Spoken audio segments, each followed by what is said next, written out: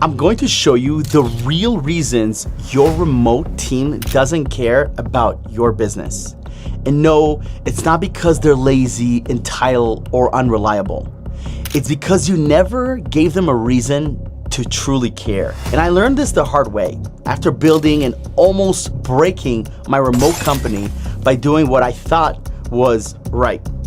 If you've ever felt like your team is checked out, slow to respond, missing deadlines, or already halfway out the door, this might be the most important video you watched this year. Let's get into it. Most founders believe that they can buy royalty with a paycheck. And I thought the same. I paid well, I offer flexible schedules, I gave freedom, but my team still drifted. Some even disappeared. And then it hit me. You don't get loyalty by being nice, you earn it by building buy-in. You want A players who act like owners, but yet you treat them like task monkeys and robots. And this is a mistake I also made in my business because I thought I was giving people a lot of work and a task list, but in reality, I didn't give them the opportunity to come up with solution-driven tasks and let them think outside the box.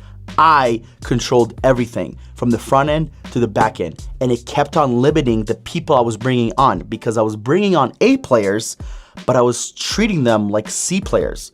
And that is just unacceptable, and no true A players will ever be okay with that. And remember this, remote loyalty isn't just about pay, it's about what they believe in. Because is money important? Of course it is, obviously. But it's not the only thing an A player cares about. They want to be a part of a business that helps them level up and grow. They want to increase their skills and knowledge. And with that, they become more valuable. And with that, increases their pay. But if you just buy people's loyalty, eventually it's gonna bite you in the ass. Because in the beginning, it might seem like the right thing to do. But in the long term, you cannot buy everybody's loyalty, especially as a startup business. Ownership over tasks. If your team doesn't own the outcome, they won't own responsibility. I used to assign 50 tasks a week. Now I assign one result per role. For example, make sure podcast guests are scheduled and prepped 2 weeks out. Instead of send these 3 emails. I want result-driven people. Now, of course, there is a deadline, and of course, certain tasks need to be completed. However, I don't care about those tasks being done if the ultimate result is not there. And I also don't care if the result took way too long. So there's a deadline within every result. And of course, there are tasks that will be assigned as the result goes on. But we are not task-oriented people. We are result-driven business. And guess what? That's all the businesses in the world. So next was an afterthought for me, and it was a huge mistake, which is culture. Culture cannot be an afterthought. If your only interaction with your team member is pinging them about tasks, you're already losing them. These guys are looking for another job before you know it. We built a culture system that includes weekly wins, monthly shout-outs, clear core values, and core value winners that we choose every single month.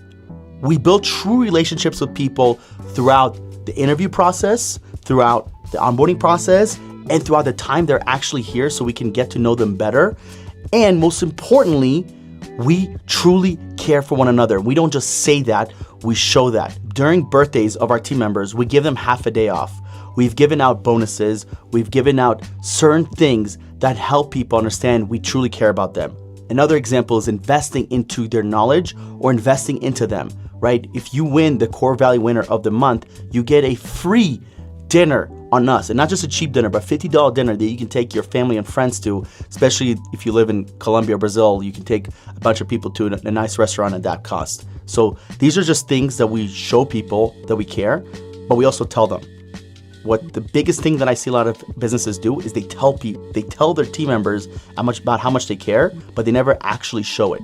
And that's a big flaw that consistently happens within businesses. Don't just tell them, show them. And don't just show them, also tell them. And to add to this, onboarding creates loyalty. People don't get loyal in month 6. They get loyal from day 1. And we take onboarding very, very seriously. Not only do we do part one onboarding, we actually have two parts for it. The way we break down onboarding is we have a company-wide onboarding, which every single person goes through, and then we have a role-specific onboarding.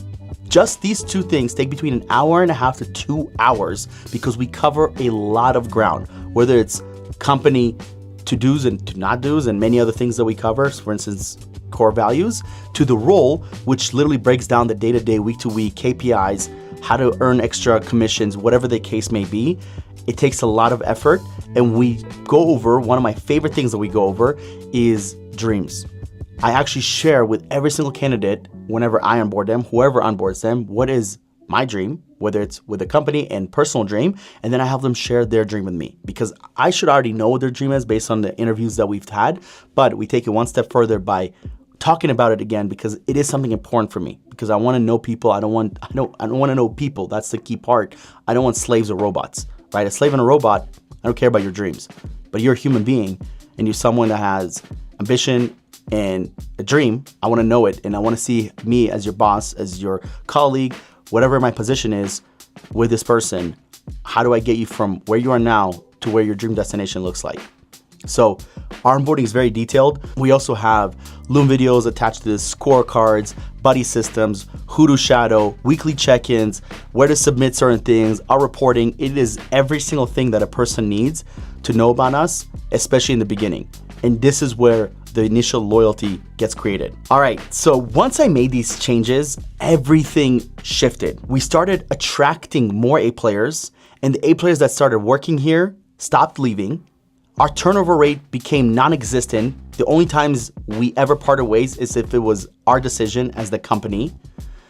And many of the A players that were A player performers actually had a lot of leadership capabilities and moved into leadership roles. We actually now have a leadership department where a year ago, that department didn't exist and everything went through me and my business partner. And that is not the way to build a business. We can only go so far with 2 people. And the biggest thing that shifted was performance. Our recruiters started performing better. Our editors started performing better. Our salespeople started performing better. And it's because I got out of their success way. So many business owners and CEOs are in the way of success of other people, not intentionally, but because they want control. They're not good at delegating work. They're not good at building a culture of trust and results. I don't want to micromanage anyone. I never want to micromanage anyone. And I definitely don't want anyone to micromanage me when I was working. So how do you do that? By building trust and by getting results. That is it. That is what people are looking for. But you want to build a company culture that embodies these by the reflection of your core values, by the reflection of your mission and vision, by the reflection of you, whatever you are, the business owner, the manager, the lead, who you are and how you show up in your business a lot of times reflects on how you show up in your personal life. I don't know many successful business owners that have a terrible personal life. The business owners I'm friends with are successful both in their business and both in their personal life. Now, of course, sometimes you go on a monk mode or you go through changes in your life. It's never going to be perfect. But the people that level up in their business become a higher level in their personal life. So those 2 things absolutely correlate. And this also then reflects into your business. What type of culture do you want in your business? What type of culture do you want with your friends, right? Are you a person that people listen to? Or are you a person that someone continuously steps over? Do you have respect from your peers in your personal life? Do you have respect from your team, right? Are people going behind your back and looking for other friendships? Are people going behind your back and looking for another job? A lot of these things are very reflective of how you are. So how you show up on a daily basis in your personal life and your business will reflect. Now, here's the best part. The best way to avoid this is number 1 is creating the company culture that you're looking for. Number 2 is by finding people who align with you and have a proven track record. Okay, if you don't have these people, it doesn't matter how good your culture is, because if you hire the wrong people, your culture could be incredible, but these people are not going to get the job done. So you need a great culture, yes, but you also need people that are going to come in and make a difference from day one. A true A player will show you they're an A player from day one. I cannot tell you guys how real that is. I hire people on a regular basis, both internally and for clients. And within the first 1 to 5 business days, we can tell if someone's going to be an A player or if we just made a mistake, or they're in between where we still don't know about them.